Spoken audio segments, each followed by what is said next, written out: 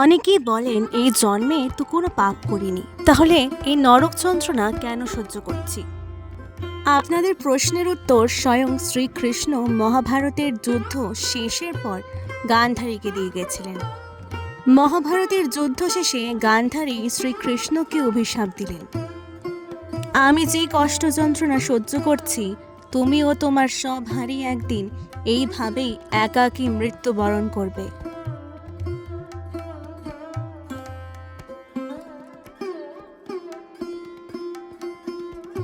রাগ আর ক্ষোভের মাথায় অভিশাপ দিয়েই বুঝতে পারলেন তিনি কি করে ফেললেন।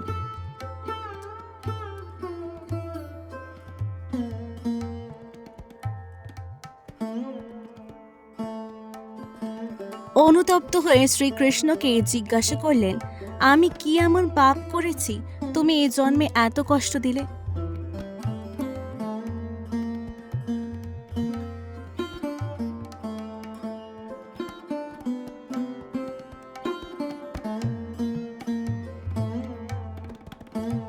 আমি রাজার মেয়ে, দেখতে সুন্দরী, তাও আমার অন্ধ স্বামী, চোখ থাকতেও আমি চোখ বেঁধে অন্ধ সেজে থাকি, রানী হয়েও কোনো মর্যাদা পাইনি, আমার 100 সন্তান থাকা সত্ত্বেও আজ আমার চোখের সামনে নৃশংসভাবে তোমরা মেরে ফেলে আমাকে সন্তান হারানোর দুঃখ যন্ত্রণা দিলে।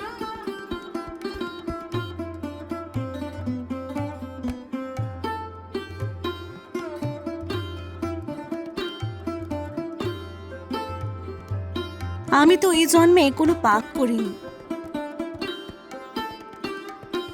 তাহলে আমাকে এই নরক যন্ত্রণা কেন দিলে হে কেশব, বলো তুমি।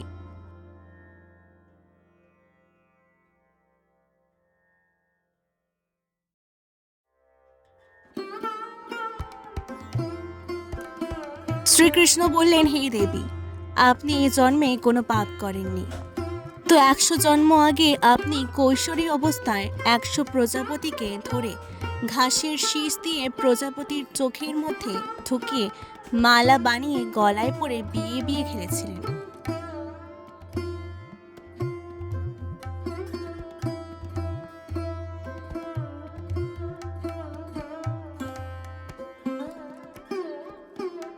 সেই পাপের কারণে আপনি এই জন্মে অন্ধ স্বামী পেয়েছেন, সাথে আপনি চোখ থাকতেও অন্ধ সেজে থাকেন। সেই 100 প্রজাপতি যাদের আপনি নৃশংসভাবে মেরে বিয়ে বিয়ে খেলেছিলেন, তারাই এই জন্মে আপনার সন্তান রূপে জন্ম নিয়ে আপনাকে সন্তান হারানোর দুঃখ দিল।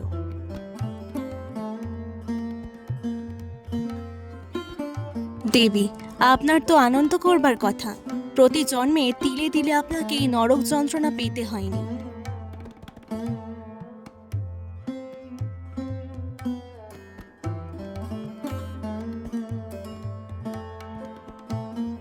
আন্ধারি হতবাক, 100 জন্ম আগের পাপের শাস্তি এই জন্মে দিলে?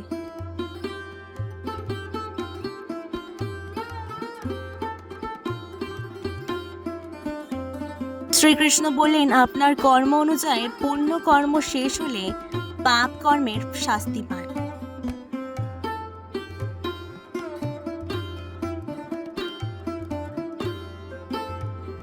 আপনার পুণ্যকর্ম শেষ হতেই আপনার পাপ কর্মের শাস্তি পেলেন।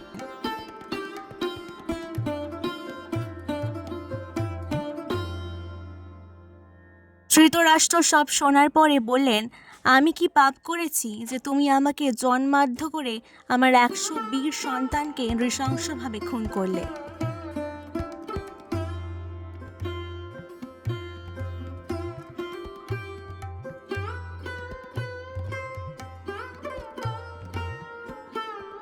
শ্রীকৃষ্ণ বললেন, হে রাজন, আপনি 100 জন্ম আগে রাজা ছিলেন, আপনি এক বর্ষার দিনে শিকার করতে গিয়ে পথ হারান, হঠাৎ বজ্র বিদ্যুৎ সহ বৃষ্টির জেরে সঙ্গী পাত্র মিত্ররা এদিক ওদিক ছড়িয়ে পড়ে, আপনি একা হয়ে পথ খুঁজতে থাকেন।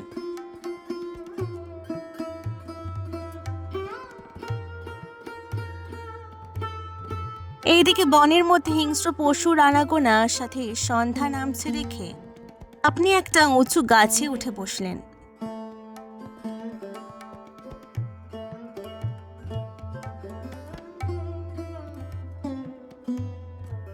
এই গাছে বাসা করেছিল এক সুখ দম্পতি পাখি।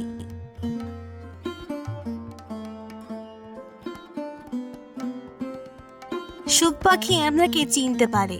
সে তার স্ত্রীকে বলে, আমাদের অতিথি হয়ে রাজা এসেছেন।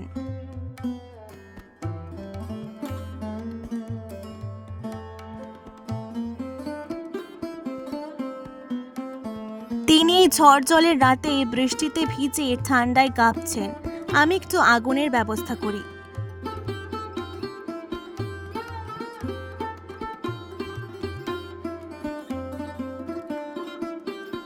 বলেই সেই সুখ পাখি উড়ে গ্রামে গিয়ে ঠোঁটে করে এক টুকরো আগুন আর কিছু শুকনো ডাল পাতা এনে আপনার সামনে জেলে দেয়।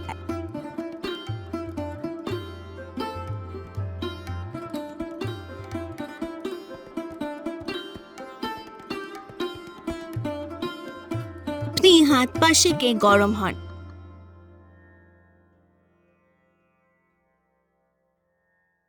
সুখ পাখি বুঝতে পারে আপনার খিদে পেয়েছে।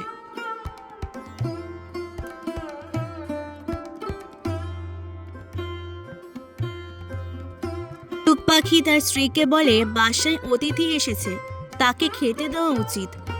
অতিথি সেবা নারায়ণ সেবার সমান।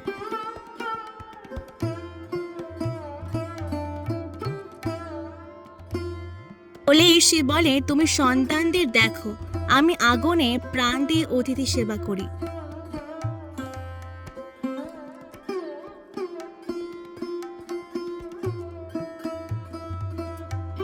এই বলে সুখ পাখি আগুনে প্রাণ বিসর্জন দেয়। আপনি সেই সুখ পাখিকে খান।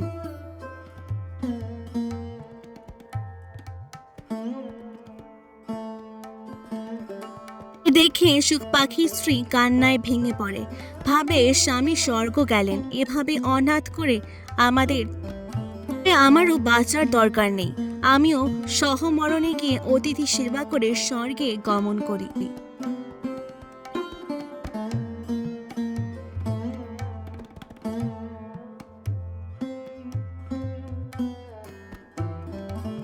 এই বলে সেও আগুনে প্রাণ বিসর্জন দেয়।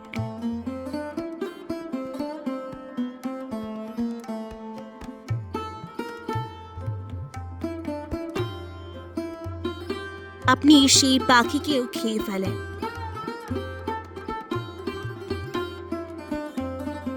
পাখি দুটোকে খেয়ে আপনার খিদের কারণে লোভ বাড়ে।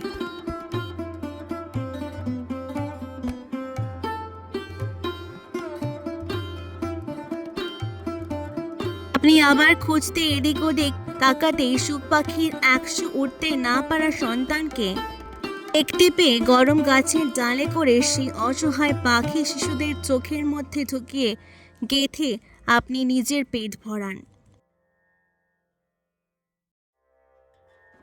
পথে রাত ফুরিয়ে ভোরের আলো ফুটেছিল।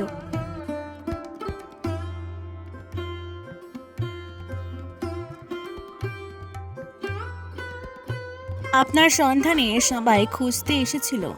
আপনি তাদের গলার স্বর শুনে নিচে নেমে আসেন গাছ থেকে।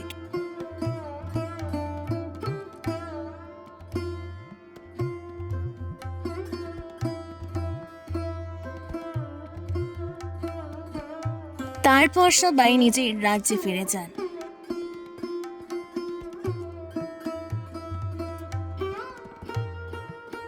আপনার এই নৃশংসভাবে সুখ পাখি দম্পতির 100 সন্তানকে মারার পাপে আপনি 100 জন্ম পরে জন্মান্ধ, সাথে সেই সুখ পাখি দম্পতির 100 সন্তানই এই জন্মে আপনার সন্তান রূপে জন্ম নিয়ে আপনাকে সন্তান হারানোর দুঃখ যন্ত্রণা দিল।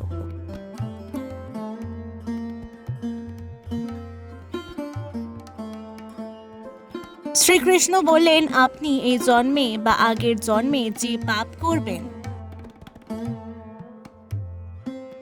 আপনার পুণ্যকর্ম শেষ হতেই আপনি সেই পাপ কর্মের শাস্তি হিসেবে ফল ভোগ করবেন।